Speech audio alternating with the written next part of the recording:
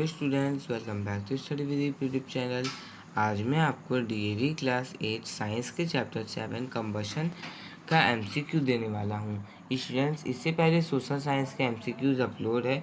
यदि आपने वीडियोस नहीं देखा है तो नीचे डिस्क्रिप्शन पे आपको लिंक मिल जाएगा, तो उस वीडियो को भी आप लोग ज़रूर से ज़रूर देख लीजिएगा, क्योंकि अभी एमसीक्यूज़ बहुत ही ज़्यादा इंपॉर्टेंट है। और मेरे चैनल पे सैम्पल पेपर का भी क्लास होता रहता है, तो आप लोग सैम्पल पेपर के क्लास को भी ज़रूर से ज़रूर ज्वाइन किया कीजिए। ओके, चलिए हम लोग एमसीक्यू सबसे पहले देख लेते हैं। पहला एमसीक्यू है, the material which on heating in presence of oxygen catches fire easily and produces heat and light energy is known as that material. देखिए, वैसे मटेरियल जो कि ऑक्सीजन के प्रेजेंस पे जब उन्हें हीट किया जाता है तो ईजिली फायर को कैच कर लेते हैं और हीट और लाइट को प्रोड्यूस करते हैं, हीट और लाइट एनर्जी को प्रोड्यूस करते हैं। तो वैसे मटेरियल्स को कंबस्टिबल मटेरियल कहा जाता है। Okay, option number A combustible material.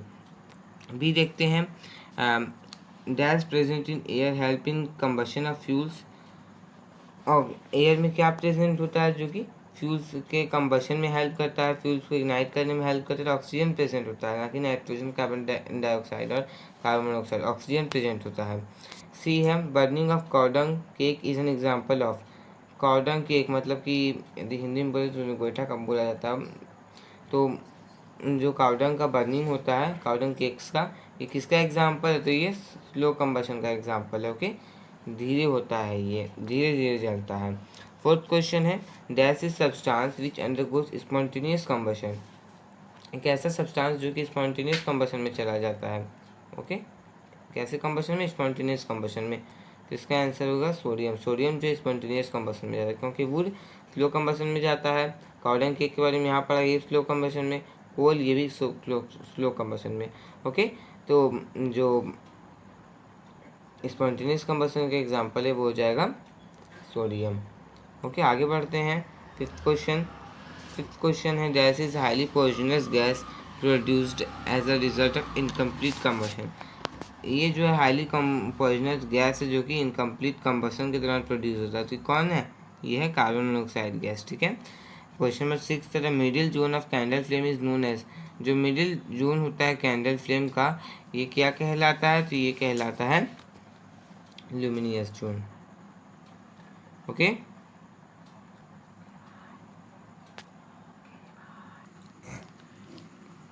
Seventh question है, the unit of calorific value of fuel.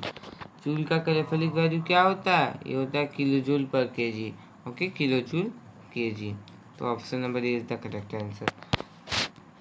Now question number 8, he increase in temperature due to excess of carbon dioxide in air, which traps heat energy known as। Temperature, excess carbon dioxide, air में जब access carbon dioxide आता है तो temperature increase करता है, जो कि heat energy को ट्रैप करता है। उसे क्या कहा जाता है? उसे कहा जाता है ग्लोबल वार्मिंग। एसी नहीं, ग्लोबल वार्मिंग कहा जाता है। अर्थ का टेम्परेचर सडनली बहुत ज़्यादा बढ़ने लगता है। 9th है, fuels produce least amount of harmful gases and do not leave behind any solid residue. कैसे फ्यूल्स जो है ये हार्मफुल गैसेस को कम अमाउंट में प्रोड्यूस करते हैं और किसी प्रकार का कोई सॉलिड रेसिड्यू नहीं छोड़ते हैं? तो इसका आंसर होगा बी, गैसियस। गैसियस फ्यूल्स जो है बहुत कम अमाउंट में पॉल्यूटेंट्स फैलाते हैं। 10th question, the lowest ignition temperature at which a substance catches fire is called dash temperature. जो सबसे निचला टेम्परेचर होता है जहाँ पर एक सब्सटेंस जो है ये फायर को कैच करता है, इसे इग्निशन टेम्परेचर कहा जाता है। 11th, जो गैस कोल के बर्निंग के दौरान प्रोड्यूस होता है और एसिड रेन के लिए रिस्पॉन्सिबल है, इसे कौन सा गैस कहा जाता है? ये सल्फर डाइऑक्साइड गैस होता है।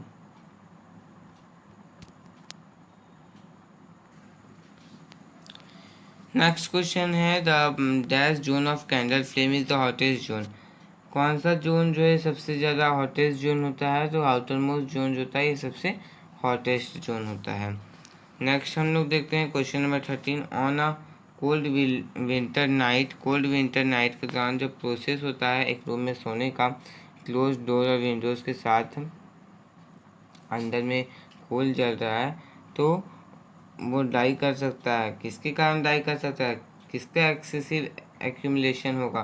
तो कार्बन मोनोऑक्साइड का एक्सेसिव एक्यूमुलेशन होगा, क्योंकि रूम तो बंद है, डोर भी बंद है, मतलब रूम तो चारों से पैक होगा, डोर भी बंद है, इनकम्प्लीट कंबशन हो रहा होगा वहाँ पे, तो क्या होगा? कार्बन मोनोऑक्साइड गैस फॉर्म होगा, वहाँ पर दिक्कत आएगी।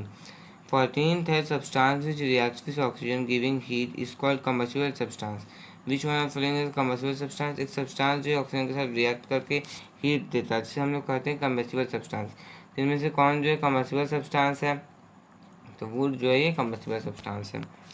15th है which one of the following is highest calorific value. इनमें से किसके पास हाईएस्ट कैलोरीफिक वैल्यू होगा। Okay, hello students, welcome back to study with YouTube channel. आज मैं आपको डीएवी क्लास 8 साइंस के चैप्टर 7 कंबशन का एमसीक्यू देने वाला हूँ। स्टूडेंट्स, इससे पहले सोशल साइंस के एमसीक्यूज अपलोड है।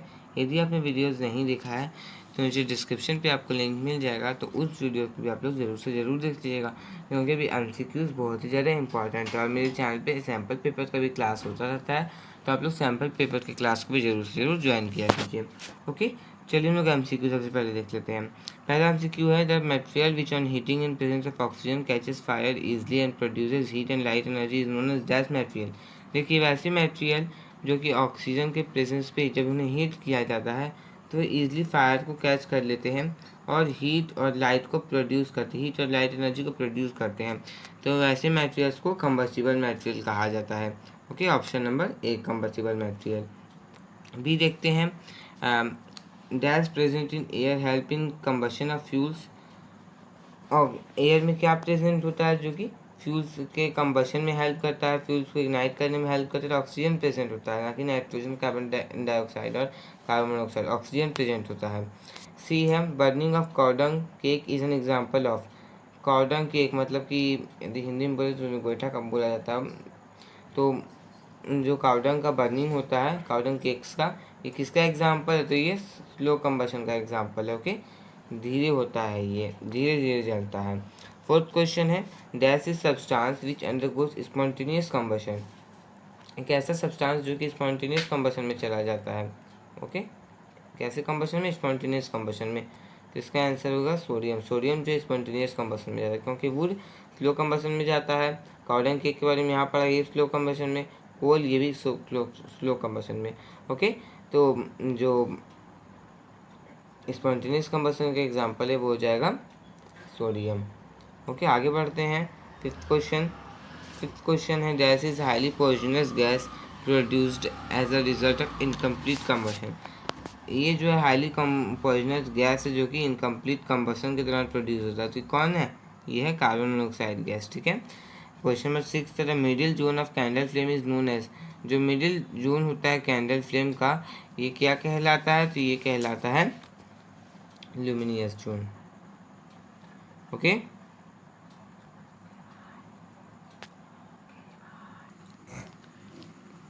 सेवेंथ क्वेश्चन है the unit of calorific value of fuel. Fuel का कैलोरीफिक वैल्यू क्या होता है, ये होता है किलो जूल पर केजी।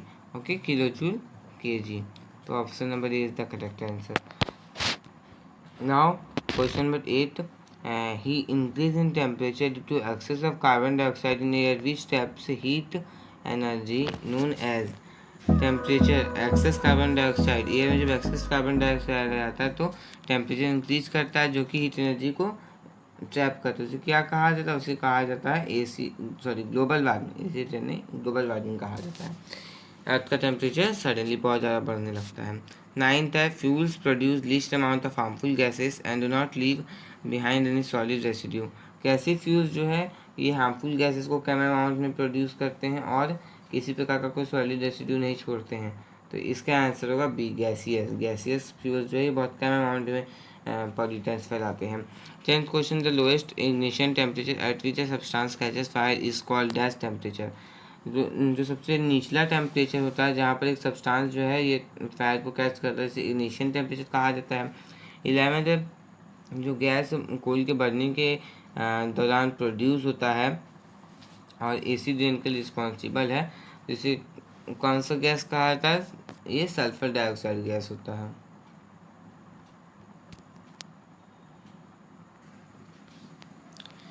नेक्स्ट क्वेश्चन है the dash zone of candle flame is the hottest zone. कौन सा जोन जो है सबसे ज़्यादा हॉटेस्ट जोन होता है, तो आउटर मोस्ट जोन जो होता है ये सबसे हॉटेस्ट जोन होता है। नेक्स्ट हम लोग देखते हैं question number 13 on a cold winter night के दौरान जब प्रोसेस होता है एक रूम में सोने का, क्लोज डोर और विंडोज़ के साथ, अंदर में कोल जल रहा है, तो वो डाई कर सकता है। किसके कारण डाई कर सकता है? किसका एक्सेसिव एक्यूमुलेशन होगा? तो कार्बन मोनोऑक्साइड का एक्सेसिव एक्यूमुलेशन होगा, क्योंकि रूम तो बंद है, डोर भी बंद है, मतलब रूम तो चारों से पैक होगा, डोर भी बंद है, इनकम्प्लीट कंबशन हो रहा होगा वहाँ पे, तो क्या होगा? कार्बन मोनोऑक्साइड गैस फॉर्म होगा और वहाँ पर दिक्कत आएगी। 14th है substance which reacts with oxygen giving heat is called combustible substance. Which one of following is combustible substance? एक सब्सटेंस जो ऑक्सीजन के साथ रिएक्ट करके हीट देता है, जिसे हम लोग कहते हैं कंबस्टिबल सब्सटेंस। इनमें से कौन जो है कंबस्टिबल सब्सटेंस है? तो वुड जो है ये कंबस्टिबल सब्सटेंस है। 15th है which one of the following is highest calorific value. इनमें से किसके पास हाईएस्ट कैलोरीफिक वैल्यू होगा? तो यहाँ पर एलपीजी के पास हाईएस्ट कैलोरीफिक वैल्यू होता है। ओके स्टूडेंट्स, एलपीजी के पास हाईएस्ट कैलोरीफिक वैल्यू होता है। 16th क्वेश्चन है magnesium ribbon on burning in air produces. Magnesium ribbon को जब एयर में बर्न किया जाता है तो क्या प्रोड्यूस करता है? ये प्रोड्यूस करता है magnesium oxide and heat. 17th question है which of the following is not a combustible substance. इनमें से कौन जो है कंबस्टिबल सब्सटेंस नहीं है? कैम्फर कपूर ये है, ग्लास ये नहीं है कंबस्टिबल सब्सटेंस। ओके, स्ट्रॉ भी और अल्कोहल भी है कंबस्टिबल सब्सटेंस। 18th क्वेश्चन हम लोग देखते हैं। 18th क्वेश्चन हमारे पास है the substance that does not burn with flame. ऐसा सब्सटेंस जो कि फ्लेम के साथ बर्न नहीं करता। तो चारकोल जो है फ्लेम के साथ बर्न नहीं करता, बाकी एलपीजी, कैम्फर, डाईग्लास जो है ये फ्लेम के साथ बर्न करते हैं। 19th क्वेश्चन देखते हैं। Placing an inverted tumbler over a burning candle the flame extinguishes after some time.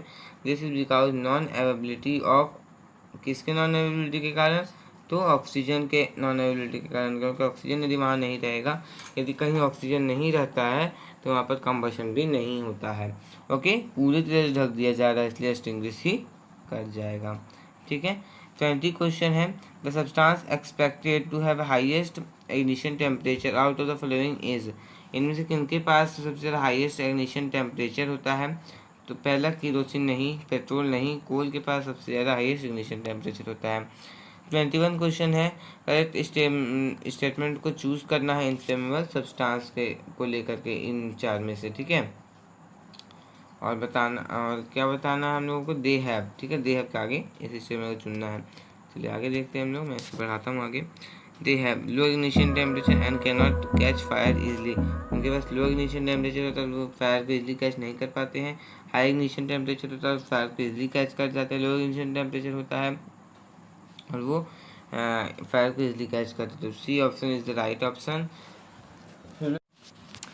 22nd question है choose the incorrect statement from the following. Forest fire are usually due to. इनमें से हम लोग को incorrect statement को choose करना है। तो क्या है? केयरलेस विथ ह्यूमन के केयरलेसनेस के कारण ऐसा होता है कि फॉरेस्ट फायर्स होता है। सन के हीट के कारण होता है, ट्रीज के कटिंग के कारण होता है, लाइटनिंग स्ट्राइक के कारण होता है। सन के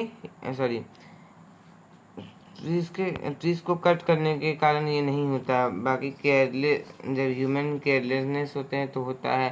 सन के हीट के कारण भी ऐसा होता है, लाइटनिंग स्ट्राइक के कारण भी कभी कभी जंगलों में आग लग जाती है, लेकिन कटिंग ऑफ ट्रीज के कारण ऐसा कभी भी नहीं होता है, इसलिए बी ऑप्शन जो है ये करेक्ट ऑप्शन होगा। ओके, आगे हम लोग देखते हैं। 23rd क्वेश्चन है the calorific value of fuel is expressed in unit called. जो कैलिफेरिक वैल्यू होता है फ्यूल का, ये किस प्रकार से इसे एक्सप्रेस किया जाता है? किलो जूल पर किलोग्राम। 24th क्वेश्चन है the clearing of forest is called X. मतलब कि जब फॉरेस्ट को क्लियर किया जा रहा है, काटा जा रहा है, तो उसे एक्स कहा गया। और ये जो है क्या कर रहा है? ये इस प्रोसेस में सॉइल को वाश अवे कर दे रहा है। ठीक है, इस प्रोसेस को वाई कहा गया। जो एक्सेस कार्बन डाइऑक्साइड हुआ एयर में, क्योंकि फॉरेस्ट क्लियर हुए हैं तो कार्बन डाइऑक्साइड की मात्रा बढ़ेगी एयर में, तो ये जेड में रिजल्ट कर रहा है। जेड क्या है, एक्स क्या है, वाई क्या है, इन सभी चीज़ों को हम लोग को फाइंड करना है। फॉरेस्ट को क्लियर किया गया, डिफोरेस्टेशन किया गया, सॉइल वाश अवे हुआ, इरोजन हो रहा है, और इसके कारण कार्बन डाइऑक्साइड की मात्रा एटमॉस्फेयर में बढ़ जा रही है, तो ये ग्लोबल वार्मिंग हुआ। तो ये जो फर्स्ट ऑप्शन आपके पास है स्टूडेंट्स, ये वाला ऑप्शन जो है बिल्कुल करेक्ट ऑप्शन है। Okay, option number 1। देखिए ऐसा नहीं है कि ये डिफॉरेस्टेशन डिग्रेडेशन ये नहीं है, ये आपको इस सीरियल वाइज ऐसा करना था, ठीक है। चलिए, तो ये आपका ऑप्शन करेक्ट है। 24th क्वेश्चन है, heap of green leaves is lying in one corner of park. देखिए जो एक ग्रीन लीव्स के हीप ढेर जो है ये पार्क के कॉर्नर में है। जो ग्रीन लीव्स का जो हीप है ये डिफ़िकल्टी के साथ जलेगा, क्योंकि पहला ऑप्शन आपके पास दिया जा रहा है क्योंकि वो एक टफ मटेरियल को कंटेन करते हैं, इसे सेलुलोज कहा जाता है। ये लॉट ऑफ वाटर को कंटेन करते हैं, ये ग्रीन पिगमेंट को कंटेन करते हैं, और इनके पास सफिशियंट ऑक्सीजन इन्हें जलने के लिए नहीं मिल पा रहा है। 26 क्वेश्चन, यदि एक पर्सन जो है ये किचन में काम कर रहा है तो फायर को एक्सटिंग्विश करने के लिए क्या करना चाहिए। यदि उसका क्लोथ फायर को कैच कर लिया है तो सैंड फेंकना चाहिए, नहीं उसमें सैंड नहीं फेंकना चाहिए। वाटर फेंकना चाहिए, नहीं फेंकना चाहिए। पॉलिस्टर ब्लैंकेट से ढक देना चाहिए, नहीं। पॉलिस्टर से नहीं बल्कि हम लोग वुलन ब्लैंकेट से ऐसा कर सकते हैं। तो यहाँ पर ऑप्शन नंबर डी जो होगा ये करेक्ट आंसर होगा। तो स्टूडेंट्स इसके साथ हम लोगों ने सारे एमसीक्यूज को कर लिए हैं। स्टूडेंट्स मैंने आपके लिए इंपॉर्टेंट एमसीक्यूज को सिलेक्ट किया था कि बहुत ही इंपॉर्टेंट है एमसीक्यूज, आप यदि एग्जाम्स में इसे करके जाइएगा आप लोगों को बहुत ज़्यादा हेल्प मिलेगा। ओके, इसके साथ में होगी ये क्लास पूरा होता है स्टूडेंट्स। अगर आपको वीडियो अच्छा लगा तो लाइक कर दीजिए, और यदि आप मेरे चैनल पर नए हैं चैनल सब्सक्राइब करके बेल आइकन प्रेस कर लीजिए, क्योंकि मैं आपके लिए ऐसे एजुकेशनल वीडियोस डालता रहता हूँ। Thanks for watching.